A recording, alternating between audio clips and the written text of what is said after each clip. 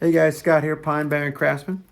I just wanted to do a video real quick to touch on the subject I brought up about in the other video. I was talking about hot rod cars, culture magazines, rockabilly, tattoos, music, you know, being able to hold a magazine in your hand versus searching it on the internet or getting into a Facebook group based on, all the things I've learned off of Facebook. I mean, it's really cool. You could plug in and you can get just one type of car, one type of input, if you want specific interests, drift cars, lifted trucks, mud trucks.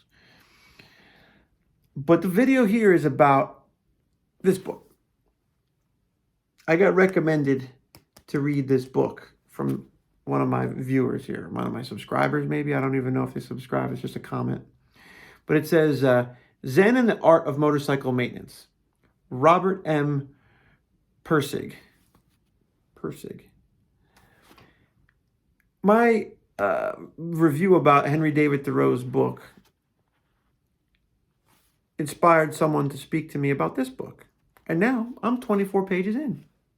It didn't take me that long, but I ain't the fastest reader. And I'm getting some stuff out of it. So it works. The channel worked. It gave something out there. I think that they shared my video on their blog, which was awesome. That shows a lot. It's not one thing to say. I think the sharing is really important to me. The subscriptions are awesome. The likes are awesome. But the sharing, the fact that you want to take my face and attach yourself to it and put it somewhere and say, I like what this person's saying and promote me that way, that's cool. I can imagine what people like Vice Grip Garage or Bad Chad or, with millions of subscribers, how they feel. Wow. It doesn't go to your head, I don't think, as if it's not in your makeup to have things go to your head. And I'm very, I'm not going to say humble because that sounds like I'm patting myself on the back. I'm definitely down on myself. I don't think that I have the ability to rise to those levels. I don't think people would find me that interesting or that encouraging. Maybe the things I'm saying are just average stuff. But I'm sharing it for a reason, and I always felt inspired to share it. Not that I want to be an actor or movie star or rich and famous. I think that's ridiculous to me. That's nothing that interests me. I don't want to be bothered in my life because I'm famous. That's not what I'm interested in. But I am interested in sharing myself and trying to get this out and feel what the world throws back at me. Always felt that way. And I've said this before. I think we all feel we're special to a sense, or to each other, or to the world, like, because we're inside looking out. We're one human being sitting here, and I'm looking out on everything.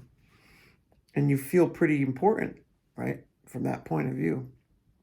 But when you look at another person or 10 or 15 people, they don't look very special. They're all the same as the rest of the people, And it's probably one reason why we categorize people into groups, because it's just like mind-numbingly so many people that are in our lives that how could anyone ever one person stand out, especially strangers? So if you guys are watching me and I'm saying something that's interesting, I'm getting excited about that. I'm getting excited about the thought that maybe people are interested in what I'm saying or doing or singing or playing music, like the piano today. That was my, piano riff. That piano I played in another house, and we brought it here. And just the thought to get it here and the work that it took by ourselves to move it. That's why I posted a video about me using the engine hoist, because we're by ourselves. We didn't have any friends. No one's here to help us. You want that piano in house, you're going to get it in there yourself. It's cool. It's back to basics. It's like you can't hire anybody up here where we are to do anything. It's very hard. Everybody's busy. They got their own lives. Even if you call on a friend, you got to make sure that it fits their life. And that truck had to go back. I think that trailer, and we own the trailer, but we had to get back and do something. I had to get it off the trailer. But there's requirements. Like if you rent a U-Haul trailer and you buy a vehicle and a vehicle's stuck. I bought a truck that was stuck on the trailer. When I bought it from the guy sold me the trailer and the truck. And the suspension was frozen and the rear end was frozen and the brakes were rusted. So I didn't know that till I got it home. And now there's weather coming in. I got to get this thing out of my yard. I get the truck back out of the driveway, in the lower driveway.